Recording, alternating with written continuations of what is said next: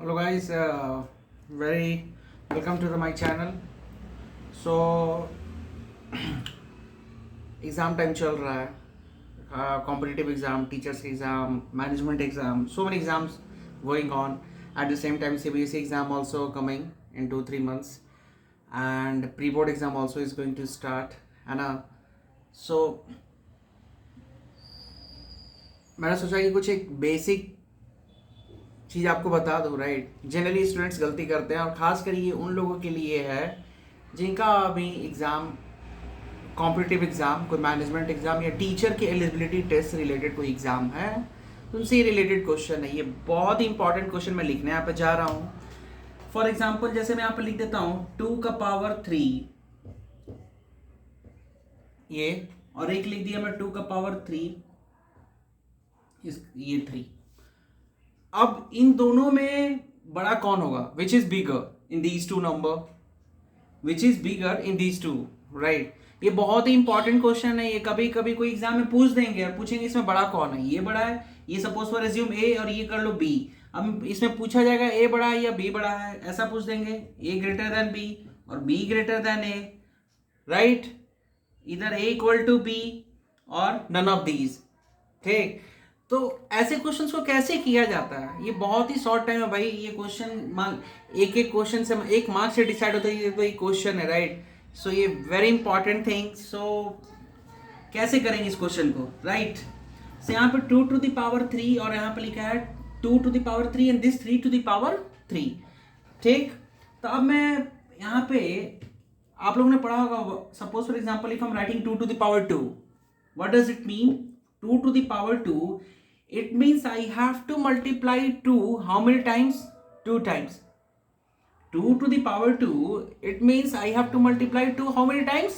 2 times. Like 2 into 2. अगर मैं यहाँ पे 3 लिखता तो मुझे 2 को कितनी बार मल्टीप्लीकेशन में ये करना पड़ता? 3 टाइम्स. यही मतलब होता है एक्सपोनेंट्स का. राइट, अब यहाँ पे देखो 2⁻³ और उसका पावर कितना है? 3. मतलब 2⁻³ को कितने टाइम्स लिखना है? 3 टाइम्स लिखना होगा. ठीक है, तो क्या हो जाएगा 2⁻³ इंटू 2⁻³ इंटू 2⁻3. इसके लिए क्योंकि यहाँ पे कितने बार लिखना था? 3 टाइम्स, तो 3 टाइम्स लिख दिया गया. और यहाँ पे ऐसा नहीं होगा. क्यों? क्योंकि यहाँ पे ये 3 का पावर ये 3 है, ये होल का पावर 3 था, तो ये 3 अब एक्सपोनेंट्स में एक प्रॉपर्टी होता है a⁻b एंड b⁻c. तो bc आपस में क्या हो जाएगा? Multiply. So this will become 2⁻9. ठीक है, 2 कितना हो जाएगा? 9 हो जाएगा. और यहाँ पे क्या है? 2⁻3, 2⁻3, 2⁻3. तो ये हो जाएगा 2⁻9. और यहाँ पे कैसे ये प्रॉपर्टी यूज करके a⁻b, और यहाँ पे क्या हो जाएगा? आप लोगों ने पढ़ा होगा जो एक्सपोनेंट्स में प्रॉपर्टी होती है, जब नंबर मल्टीप्लीकेशंस में होता है और बेस सेम होता है, when base is same and they are in multiplication condition की, बेस सेम और मल्टीप्लीकेशन में तो पावर क्या होता है? ऐड हो जाता है. 3 + 3 + 6 यू विल गेट 9. तो 2⁻9 और ये भी क्या हो जाएगा? 2⁻9. तो मेरा क्वेश्चन क्या था कि a greater than b, b greater than a equal to b. तो क्या आंसर हो जाएगा? a equals to b. ये बहुत ही इंपॉर्टेंट क्वेश्चन है प्लीज गाइज, और ये कैट 2023 का क्वेश्चन है. ये बहुत ही इंपॉर्टेंट क्वेश्चन, ये CAT 2023 exam. You can see ये कैट जैसे एग्जाम्स में इस टाइप के बेसिक्स क्वेश्चंस आ रहे हैं. राइट, सो अगर आपको बेसिक्स क्लियर है किसी भी एग्जाम, है ना, मैथ्स की बेसिक्स क्लियर है, एटलीस्ट आप एक आपके साथ क्या होगा? प्रॉब्लम इजी हो जाएगा कि मैथ्स हो जाएगा, तो आप you can focus on other subjects. ठीक है, जनरली मैथ्स में क्या होता है? प्रॉब्लम्स होता है कि ये नहीं आता. वो बेसिक्स एटलीस्ट आनी चाहिए कोई भी टॉपिक आप कर रहे हो. तो ये बहुत ही basic question. Hope you guys you understood. a equals to b, ये एक्सपोनेंट्स की एक प्रॉपर्टीज मैंने आप लोगों से डिस्कस किया. So in coming videos I will bring such questions and topics. मैं जैसे लाते रहता हूँ. So don't forget to like, subscribe and comment.